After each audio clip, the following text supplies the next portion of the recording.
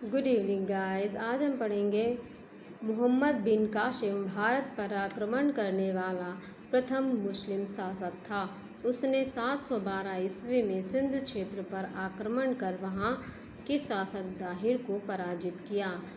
मोहम्मद बिन कासिम प्रथम एवं अंतिम अरब आक्रमणकारी था। भारत पर अरब आक्रमण से भविष्य में भारत पर आक्रमण करने वालों का मार्ग प्रशस्त हुआ। मोहम्मद बिन कासिम के बाद भारत पर पहला आक्रमण अफ़गानिस्तान स्थित गजनी के शासक महमूद गजनी ने 1000 ईस्वी में किया था। महमूद गजनवी ने 1000 ईस्वी से 1028 ईस्वी तक भारत पर सहस्र बार आक्रमण किया। महमूद गजनवी ने 1025 ईस्वी में सोमनाथ मंदिर पर आक्रमण किया था। गुजरात स्थित सोमनाथ मंदिर पर आक्रमण किया था। कुतुबी महमूद गजनवी का दरबारी कवि था। उन्होंने तारीख़-ए-यामनी अथवा तारीख़-उल-यामनी नामक ग्रंथ की रचना की। महमूद गजनवी का अंतिम आक्रमण 1027 ईस्वी में जाटों के विरुद्ध था। महमूद गजनवी ने दरबारी कवि फिरदौसी शाहनामा के लेखक हैं। फिरदौसी ने शाहनामा पुस्तक लिखी है। अल-बरूनी को फ़ारसी, सीरियाई, संस्कृत तथा हिब्रू समेत अनेक भाषाओं का ज्ञाता था। अल-बरूनी को फ़ारसी, सीरियाई, संस्कृत, हिब्रू और भी कई भाषाओं के बारे में ज्ञान था। उसने अरबी भाषा में किताब-उल-हिंद की रचना की।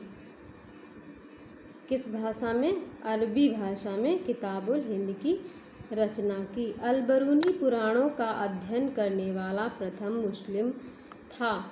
भारत में तुर्क शासक साम्राज्य की स्थापना मोहम्मद गौरी ने की थी। उसने मुल्तान पर 1175 ईस्वी में प्रथम आक्रमण किया। मोहम्मद गौरी ने 1193 ईस्वी में दिल्ली को अपने राज्य की राजधानी बनाया। मोहम्मद गौरी ने अपने विजित प्रदेशों की जिम्मेदारी अपने गुलाम कुतुबुद्दीन ऐबक को सौंप दी। गुलाम वंश में सीरियल वाइज देखेंगे 1206 से 1290 तक, खिलजी वंश 1290 से 1320 ईस्वी तक, तुगलक वंश 1320 से 1414, सैयद वंश 1414 से 1451, लोदी वंश 1451 से 1526 तक। तो सबसे पहले पढ़ेंगे गुलाम वंश के बारे में। कुतुबुद्दीन ऐबक 1206 से 1210 ईस्वी। मोहम्मद गौरी की मृत्यु के बाद उसके गुलाम कुतुबुद्दीन ऐबक ने 1206 ईस्वी में गुलाम वंश की स्थापना की। ऐबक को लाख बख्श, लाखों में दान करने वाला के नाम से जाना जाता है। ऐबक ने लाहौर को अपनी राजधानी बनाया और वहीं से उसने शासन किया।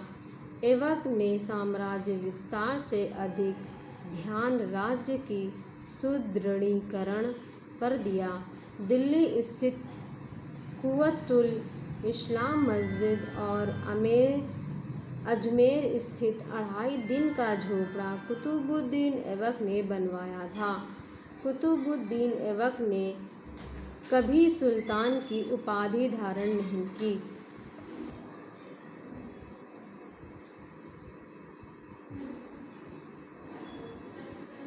इसने केवल सिपहसालार तथा मलिक की पदवियों से ही अपने को संतुष्ट रखा।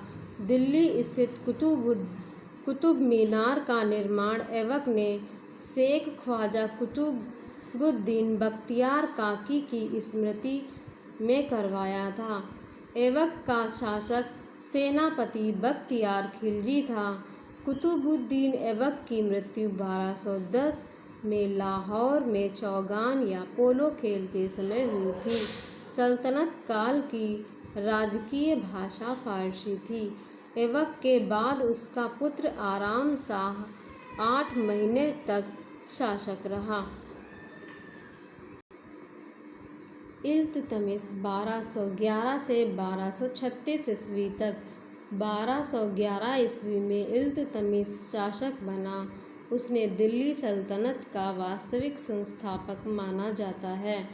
1229 ईस्वी में इल्तुतमिश के शासन की पुष्टि खलीफा ने उन सभी क्षेत्रों में कर दी जो उसने विजित किए।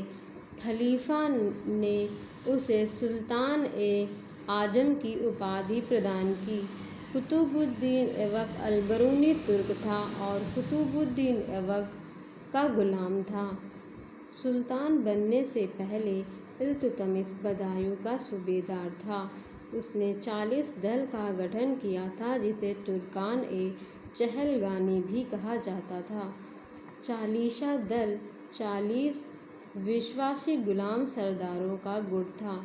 कुतुबुद्दीन ऐबक ने सर्वप्रथम शुद्ध अरबी सिक्के चलाए, जिसने 2 महत्वपूर्ण सिक्के चांदी का टंका 175 ग्रेन का और तांबे का जीतल प्रारंभ किया। उसने अपनी राजधानी को लाहौर से दिल्ली स्थानांतरित किया। इक्ता व्यवस्था की शुरुआत इल्तुतमिश ने की थी।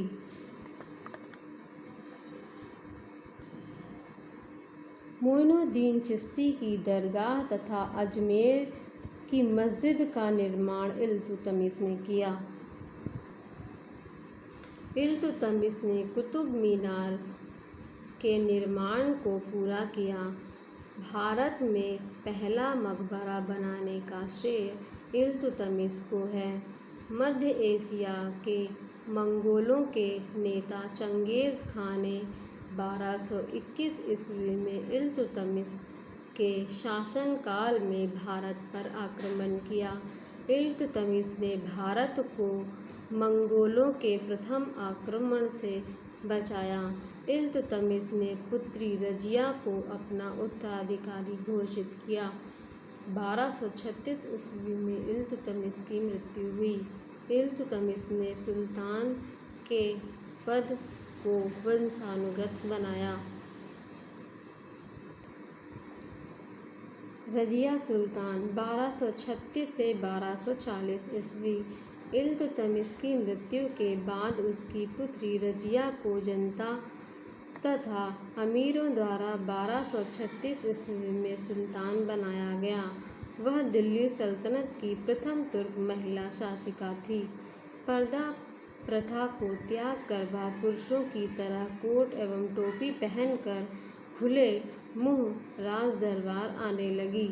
रजिया का विवाह अल्तुनिया से हुआ था, जो भटिंडा का इक्तादार नियुक्त हुआ। बहराम शाह ने कैथल हरियाणा के समीप कुछ डाकुओं द्वारा रजिया की हत्या करवा दी। रजिया सुल्तान के बाद बहराम शाह, महसूद शाह, नासिरुद्दीन महमूद अल्पकाल के लिए शासक बने।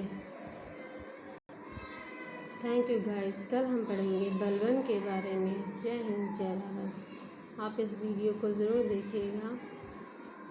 Thank you, bye.